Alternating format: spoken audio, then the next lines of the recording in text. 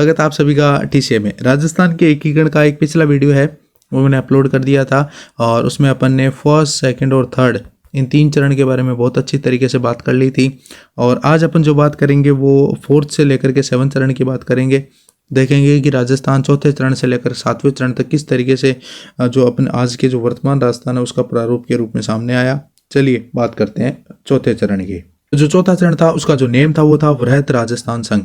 देखिए, पहला चरण था उसका नाम था मत्स्य संघ, याद होना चाहिए आप लोगों को बहुत अच्छी तरीके से। दूसरा जो चरण था उसका नाम था पूर्व राजस्थान संघ।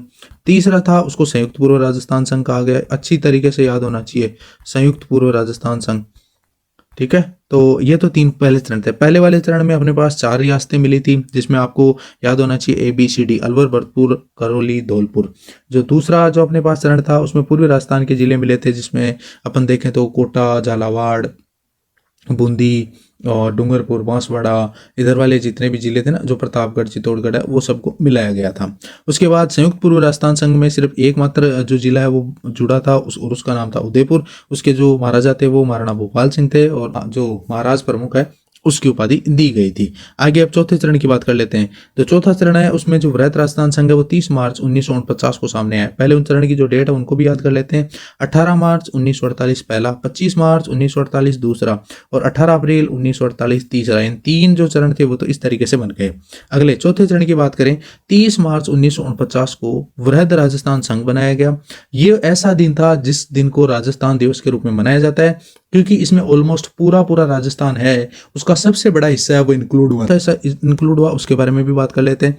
देखिए, वृहत राजस्थान संघ में राजस्थान की जो रियासतें थी उसमें एक जयपुर रियासत, एक जोधपुर रियासत, एक जैसलमेर रियासत और बीकानेर रियासत और प्लस तीसरा चरण बोले तो पीछे जो 3 चरण हुए थे ना उन सबको मिलाया गया था।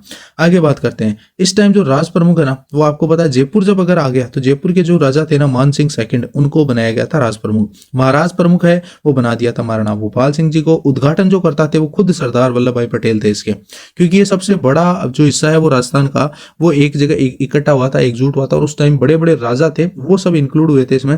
इसलिए इसका जो उद्घाटन करता है वो कौन थे, जो सबसे बड़े एकीकरण वाले जो व्यक्तित्व थे ना उन्होंने खुद ने इसका क्या किया था, उद्घाटन किया। अगला उद्घाटन जो हुआ था ना वो सिटी प्लेस जयपुर में हुआ था। ठीक है, आगे बात करते हैं। इसके अंतर्गत जो राजाओं के लिए प्री पेंशन है उन सब का जो निर्धारण किया गया वो किस तरीके से हुआ।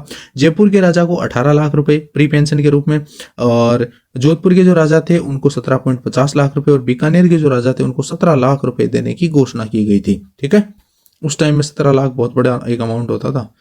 आगे बात करते हैं। विभागों का जो बंटवारा है उसके बारे में बात कर लेते हैं। हाई कोर्ट है वो जोधपुर को दिया गया, शिक्षा विभाग है वो बीकानेर को दिया गया, खनिज विभाग है वो उदयपुर को दिया गया, कृषि विभाग है वो भरतपुर को दिया गया, वन विभाग है वो कोटा को दिया गया और राजस्व विभाग अजमेर को दिया गया। ये वाला पॉइंट आपको अच्छी तरीके से पता भी होना चाहिए क्योंकि अनाउंसमेंट आज भी इसी तरीके से चल रहा है। देखिए, हाई कोर्ट है वो जोधपुर को दिया गया और सबको कुछ ना कुछ बड़े अनाउंसमेंट दिए गए थे, इसलिए राजा सब शांति से काम कर रहे थे। यानी हाईकोर्ट राजा जो हाईकोर्ट है राजस्थान का वो अपने आपको पता ही होना चाहिए जोधपुर है। शिक्षा विभाग बीकानेर में है, खनिज विभाग उदयपुर में है, कृषि विभाग भरतपुर में है क्योंकि पहला सेवर आपको पता होना चाहिए सरसों अनुसंधान के अंदर भरतपुर में ही स्थापित किया गया था। वन विभाग है वो अपने पास कोटा में और राजस्व विभाग अपने पास अजमेर में। चलिए अगले पॉइंट की बात करते हैं। 5वें चरण की बात कर लेते हैं। संयुक्त वृहत राजस्थान संघ, वृहत राजस्थान संघ इसका नाम था। 15 मई 1949। देखो 15 मई, 5वां चरण 15 मई, 5वां चरण 5 पै दोनों मिलाओ और इस तरीके से याद रखो कि 15 मई को जो है 1949 में 5वां चरण सामने आया था। विज्ञप्ति 1 मई को जारी की गई। मत्स्य संघ और पीछेवाड़ा जितना राजस्थान था उसको शामिल किया गया।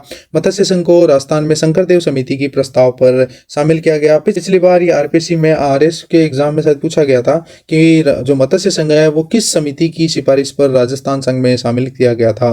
तो याद रखना है शंकरदेव राय समिति, बहुत इंपॉर्टेंट नाम है। मत्स्य संघ को MS जैन समिति का भी योगदान माना जाता है। मतलब जो अपने पास मत्स्य संघ है ना वो ऐसी जगह पर था जहां यूपी में भी जा सकता था वो, इसलिए। अगले पॉइंट की बात करते हैं, 6 नंबर पॉइंट, तो वो है राजस्थान संघ में 26 जनवरी 1950 को सामने आया। 26 जनवरी 1950 को जिस तरीके से सामने आया उसमें था कि 5वां चरण और सिरोही को मिलाया गया, लेकिन सिरोही में भी एक बार फिर एक क्वेश्चन पूछा गया था कि आबू और देलवाड़ा को कौन से चरण में मिलाया गया। तो याद रखना आबू देलवाड़ा को 6वें चरण में राजस्थान में नहीं मिलाया गया था बल्कि 7वें चरण में मिलाया गया था। तो ये पॉइंट याद रखना है। इस टाइम जो मुख्यमंत्री बने थे ना उनका नाम हीरालाल शास्त्री था, राजस्थान के पहले मुख्यमंत्री जो मनोनीत फिर से बता रहा हूँ, जो मनोनीत हुए थे ना कि निर्वाचित, गोकुल भाई भट्ट जिन्हें राजस्थान का गांधी कहा जाता है, वे हाथल गांव सिरोही के थे और इन्होंने इतना प्रयास किया कि सरदार वल्लभ भाई पटेल को भी इनके सामने हार माननी पड़ी थी और उन्होंने कहा था कि आबू और देलवाड़ा को राजस्थान में ही मिलाना पड़ेगा। लेकिन सरदार वल्लभ भाई पटेल है वो थोड़े लालच में आ गए थे और पहले आबू देलवाड़ा को वो मुंबई यानी महाराष्ट्र में मिलाना चाह रहे थे। तो मैंने आप लोगों को राजस्थान संघ 26 जनवरी 1950 उसके बारे में बता दिया है। सातवें और अंतिम चरण के बारे में बात कर लेते हैं, किस तरीके से सातवां चरण सामने आया।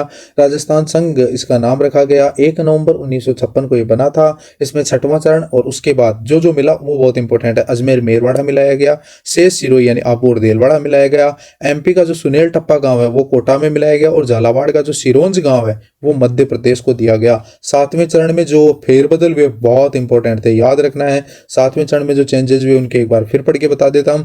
1 नवंबर 1956 को बना, पहली बात। छठवां चरण यानी 6 चरण तक जितने राजस्थान की रियासतें इन सब कुछ मिली वो, उसके बाद अजमेर मेरवाड़ा को मिलाया गया। शेष सिरोही यानी शेष सिरोही कौन, आबू और दिलवाड़ा को मिलाया गया। एमपी का जो सुनेल टप्पा गांव है वो तो कोटा को दिया गया, यानी सुनेल टप्पा को तो राजस्थान में और सिरोंज गांव को मध्य प्रदेश को दिया गया। पिछली बार एक एग्जाम में पूछा गया था कि सिरोंज जो पहले राजस्थान का हिस्सा हुआ करता था कौन से जिले का हिस्सा था, तो निम्न में से कौन से जिले का हिस्सा था, और उसमें इस तरीके से ऑप्शन दे रखे थे झालावाड़, कोटा, चित्तौड़गढ़, बांसवाड़ा। तो उसमें जो सही आंसर है वो झालावाड़ होगा, क्योंकि पहले सिरोंज किसका था, झालावाड़ का था। राज्यपाल यानी गवर्नर का पद सामने आया और पहले जो गवर्नर बने राजस्थान के, पहले जो गवर्नर बने उनका नाम था गुरुमुख निहाल सिंह। प्रथम ऐसे राज्यपाल बने। मुख्यमंत्री की बात कर लेते हैं, मुख्यमंत्री जी की बात कर लेते हैं। मुख्यमंत्री उस टाइम थे मोहनलाल सुखाड़िया। सबसे लंबा कार्यकाल था, आधुनिक राजस्थान के निर्माता। अब क्या मानेंगे, जिस उम्र में लोग नेता बनते हैं उस उम्र में तो ये मुख्यमंत्री बनके इन्होंने अपना पद त्याग कर दिया था। इतना खतरनाक व्यक्ति था मोहनलाल सुखाड़िया।